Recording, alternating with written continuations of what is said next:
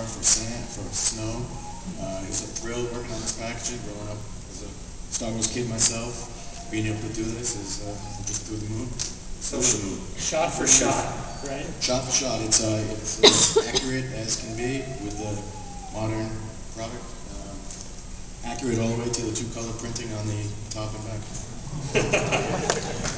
This is really important to do. Now, it's not printed on corrugate, right? It's printed with our modern cardstock that we use for a box. Correct. So we didn't want it to turn yellow, but we didn't print it in yellow to look like old. It's new. It's white. But, the yellow on it too. Yeah, I can't. You know, working with Dave on this, it's just the attention that he put into this to make it accurate. Every single detail has been nailed. It's magical to feel. You know, you get that vintage feeling holding the AT-AT in your hand. AT-AT is one of 3 vintage vehicles that we'll be coming out with in vintage packaging this fall. And the other 2 are the Snowspeeder. Same Snowspeeder that's coming out in the mainline will be coming out in a vintage package at Target. And then also the TIE Bomber. Excuse me, not TIE Bomber. The TIE Fighter, the small wing TIE Fighter, just like the original Kenner release, will be coming in that same Starfighter vehicle size box, just like the original. But it's the all-new cockpit that has the ejection seat. Really super detailed cockpit designed by Brian Merton, who's not here with us. But Brian has been systematically updating the inside cockpits of all of our vehicles over time. So this is one of his Merton masterpieces, we call it. So it's a really great version of the TIE Fighter. It'll be coming out in that gray blue signature color. And that's a look at the boxes. Are these the vintage boxes, Dave, or the modern boxes? I can't tell. Can you tell? These are the new updated versions. These also we're thrilled to work on. Our photography studio, again, nailed it. But you got to come down to the booth and check out the TIE Fighter.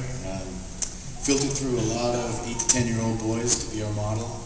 Found a boy with a very retro haircut. So we brought him in and we lined up the old photography over the new photography, and we got the elbow up and the head up, and we're accurate all the way down to the goofy smile on the little boy.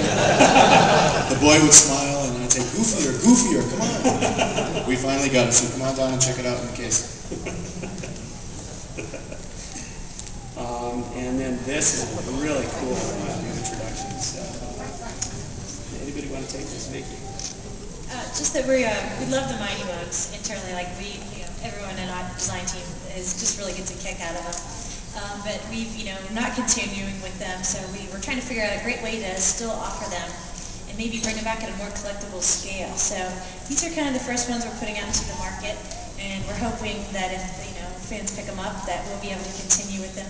These are going to be sold exclusively at Walmart, and you can see great character selection. These are awesome packs, and these figures are maybe 3 inches tall, right around 3 inches, and they're a slightly modified proportion from what were in the main line. So come down to the booth and check them out because they are adorable. And look for those at Target in October. And Walmart has a fantastic new vehicle. This is again Brian Merton worked on this one.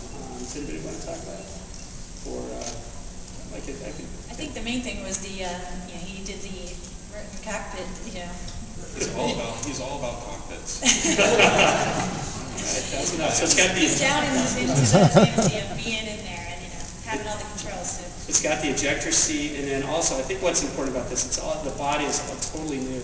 So it's got a bomb dropping feature on it. You can load your torpedoes in there and fire them out. It's got a launching bomb. It's just really awesome. So and we've got the new.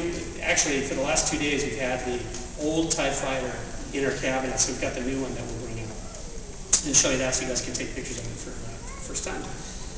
And then the Hoth battle packs are new and cool and coming to Target. These are packed with cool stuff, some awesome redecos like the ATST set, a lot of troops, and then we've got in the Rebel side we've got a new laser cannon. So packed with detail. These are fantastic sets. And then let me skip right to that. Dave. Here is a recreation of a vintage 9-pack. We have 3 individual 3-packs, all in one great big sleeve. So the vintage goodness continues. So Target came to us and asked us, we love vintage. There's something huge here, and we want to tell another story in addition to the Snowspeeder and the TIE Fighter they have. And so we kind of scratched our head and figured out what we could do. And we knew that there were some great figures that just couldn't get out into a basic figure line soon enough. And so we took our inspiration from those vintage 3-packs. And actually, this is the way that they will come out. They'll be in one sleeve, all 9 figures, but individually you'll be able to take them out of that sleeve. And they'll be these are true, recreations of the original down to the back, down to the actual back of the card, the same figure selection, but these are all new sculpts, brought, with a modern aesthetic. So brought onto vintage in many cases for the very first time. So this is a cool new thing. Look for that, I think, Chad, around in December at Target. So December. So that is going to be a really cool thing for everyone to look at. And I'll go through the comic packs real quick. Entertainment Earth came in and said, we understand there are comic packs that you guys weren't able to bring out in the main line. We want to talk to you about bringing them out exclusively. And let me tell you, it's a sensational wave of 4 comic packs. Entertainment Earth stepped up in a very big way because, with 4 comic packs, they said, we'll take them all. We think fans will love it. So Entertainment Earth is making, yes, clap. It's a very ambitious thing for Entertainment Earth to step up because they took 4 packs.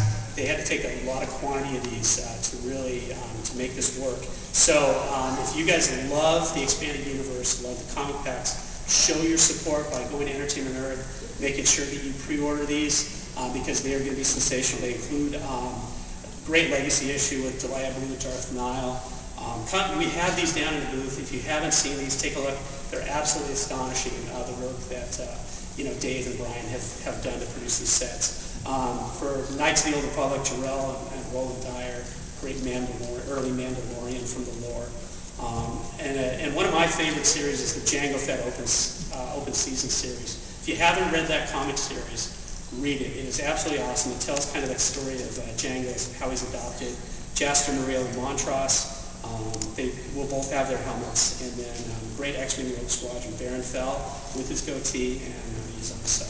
So absolutely astonishing packs. Thanks to Entertainment Earth. Show your support. And if these, blow through, it could open the door for future opportunities for the expanded universe.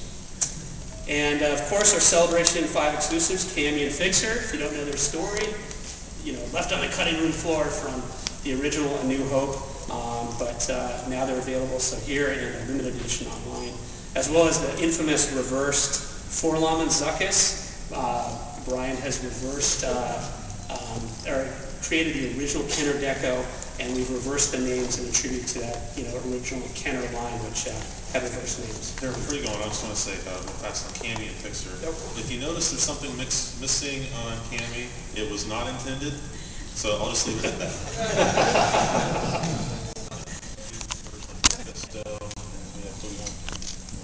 Yeah, and they had her full costume that Lucas Splice had the archives. So I took every picture. There's probably like 3,000 pictures I took of that character, Zam Wesell.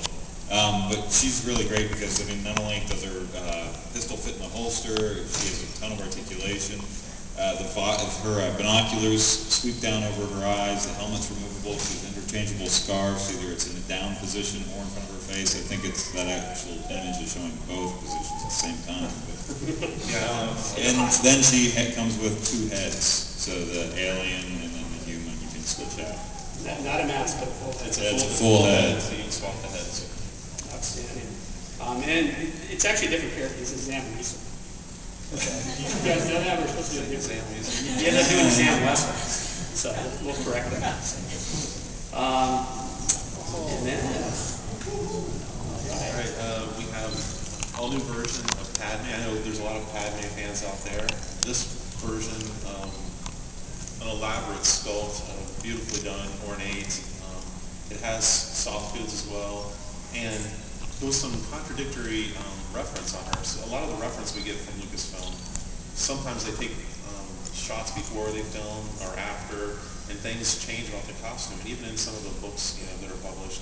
But actually, so we started by looking at the reference, and then, we missed the fact that in the actual movie, her headdress is actually different. So we then went back and added a second headdress, so you have both the reference version of her and the accurate movie version of her headdress. This also, as Brian said, that Padme, her gown is incredibly